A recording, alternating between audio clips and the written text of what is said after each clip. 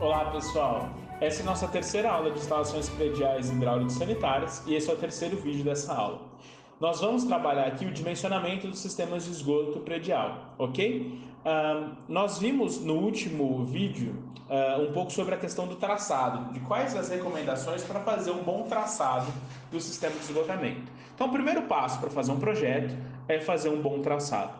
Depois que a gente faz o traçado, nós precisamos dimensionar essas tubulações. E é isso que nós vamos fazer agora, tá? O primeiro passo é dimensionar o ramal de descarga. Lembrando, o ramal de descarga é aquela tubulação que liga um único aparelho sanitário até o restante da tubulação, que vai ter os outros aparelhos conectados. Nós fazemos isso com um método chamado de unidades de contribuição de ramo. Cada peça tem uma unidade de contribuição, cada peça tem um diâmetro mínimo e nós vamos utilizar essas unidades para dimensionar o sistema, ok? Então vamos lá, olha, a norma nos dá uma tabela para cada elemento aqui, bacia sanitária, chuveiro, etc, ok? O peso, a unidade de contribuição que esse elemento tem e qual deve ser o diâmetro mínimo para a conexão, ok? Então vamos lá, por exemplo, se eu tiver uma bacia sanitária, diâmetro mínimo de 100 milímetros, tá? E aí a norma faz um adendo aqui, olha, o diâmetro nominal mínimo para o ramal de descarga da bacia pode ser reduzido para 75, caso justificado pelo cálculo de dimensionamento efetuado pelo método hidráulico, que é um outro tipo de método, tá? Aqui nós vamos trabalhar com o método das unidades de Hunter e por isso o diâmetro é 100. De Hunter e por isso o diâmetro é 100.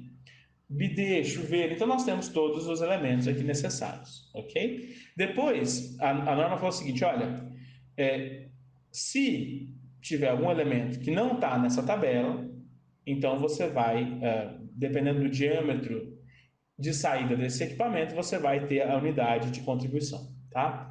Vamos fazer um exemplo aqui, olha. Nós temos um banheiro, temos uma pia. Vejam, notem o traçado, ó, a pia conectada num ralo sifonado aqui do chuveiro, bidê conectado no ralo sifonado do chuveiro, bacia sanitária conectada direto no tubo de queda e uma banheira conectando no ralo sifonado aqui no chuveiro, ok? Nós temos aqui a legenda, então eu tenho em linha cheia ramais de descarga, depois numa linha um pouco mais grossa ramal de esgoto e tracejado aqui eu tenho o ramal de ventilação. Vamos dimensionar essas tubulações, ok? Vamos lá. O primeiro, vamos começar aqui pelo ramal de descarga da pia do banheiro. Olha, lavatório, uso residencial, unidade de contribuição é 1, então eu já sei que aqui eu tenho uma unidade de contribuição e o diâmetro é 40 milímetros. Então, o diâmetro aqui de 40 milímetros. Bidê também tem uma unidade de contribuição e 40 milímetros. Significa que toda essa tubulação tem 40 milímetros, ok? Outra coisa, banheira, chuveiro, tanque, banheira de residência, unidade de contribuição é 2, 40 milímetros. Então aqui eu tenho 2, 40 milímetros. Bacia sanitária, unidade de contribuição e eu tenho 100 milímetros. Olha só, então nós temos os ramais de esgoto, os ramais de descarga já dimensionados, são esses em vermelho. Falta-nos dimensionar o ramal de esgoto, que vai ligar o nosso ralo sifonado até o caminho do tubo de queda. Então nós temos aqui, olha, duas partes. A primeira é essa que conecta com o esgoto que vem da privada, do vaso sanitário, e aí em verde mais um que conecta todo mundo ao tubo de queda. Esse em amarelo tem 4 unidades de contribuição, tá? 4 unidades de contribuição, diâmetro de 75. Então, aqui, 75. Aí eu tenho 4 mais 6, então eu tenho 4 mais 6, então eu tenho 4 mais 6, eu tenho 10. Também pode ser o de 75. Olha aqui, olha. Eu tinha 6, perdão, 6 pode ser 50. Então aqui eu tenho 50 milímetros. E esse aqui tem que ser no mínimo 75, porque eu tenho 10. Mas eu já venho com um de 100, então eu vou manter aqui 100 milímetros. E aí eu faço o dimensionamento do meu sistema, ok?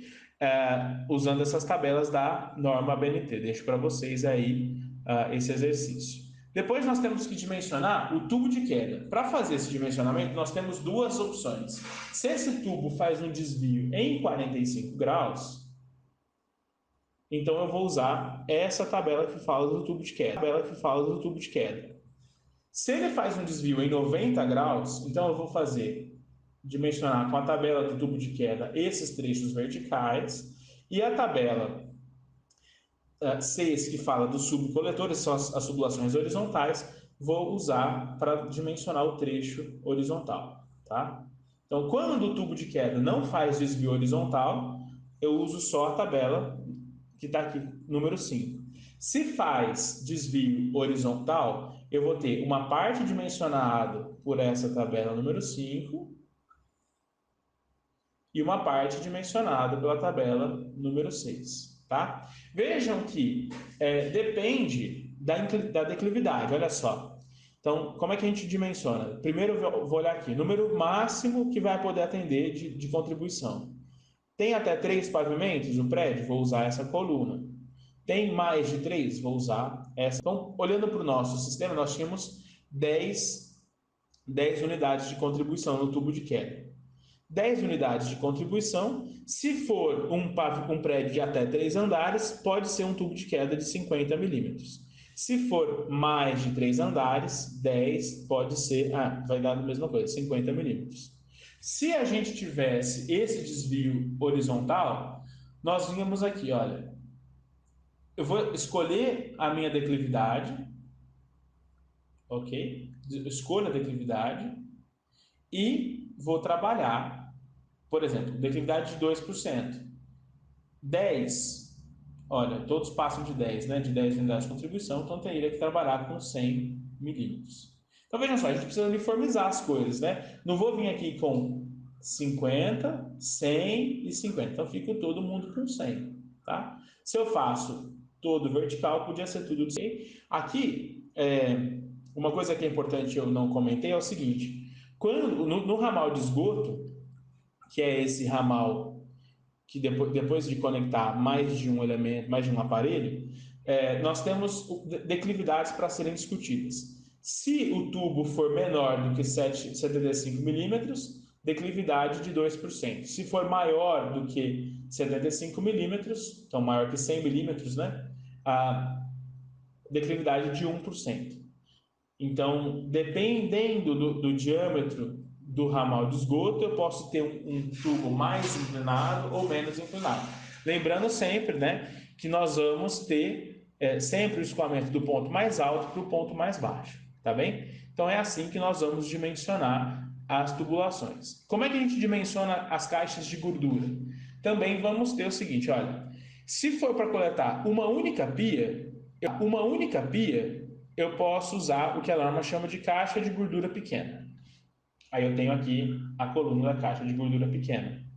E vai falar, o diâmetro tem que ser de 0,3, a parte submersa de 0,20, capacidade de retenção de 18 litros, diâmetro nominal da tubulação, saída 75. E aí eu tenho um corte e uma planta dessa caixa.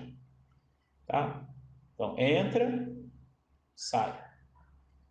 Ok? Se for para coletar mais de uma, então tem que ser uma caixa de gordura simples. Se for de 2 a 12,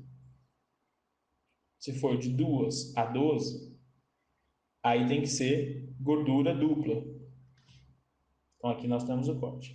E se for para cozinhas industriais, aí a norma prevê esse que chama de caixa de gordura especial, e aí tem dimensão de gordura que deve ser calculado de acordo com o uso dessa cozinha, tá bem?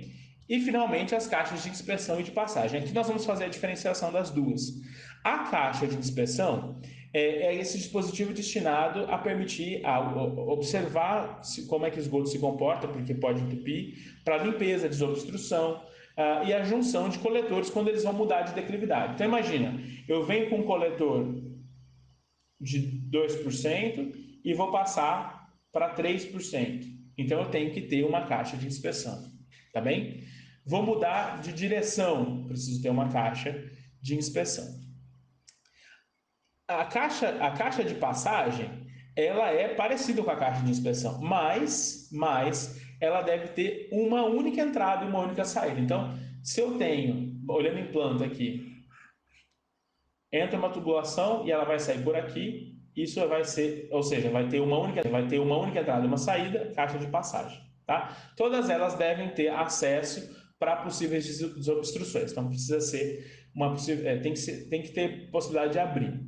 E aí a norma fala, olha, quando for cilíndrica, tem que ter no mínimo 15 centímetros de diâmetro. Se for prismática, de base poligonal, um retângulo, um quadrado, precisa permitir que um círculo de 15 milímetros caiba dentro dessa implanta, né?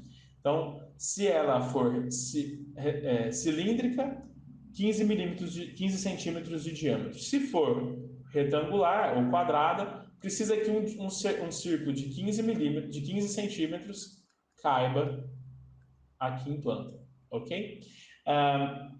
E todas elas precisam ter grelha ou tampa para permitir o acesso a essa caixa, tá? Na próxima aula nós vamos falar finalmente então dos sistemas de ventilação e aí nós acabamos com a parte de esgotamento sanitário, tá bem? Até lá!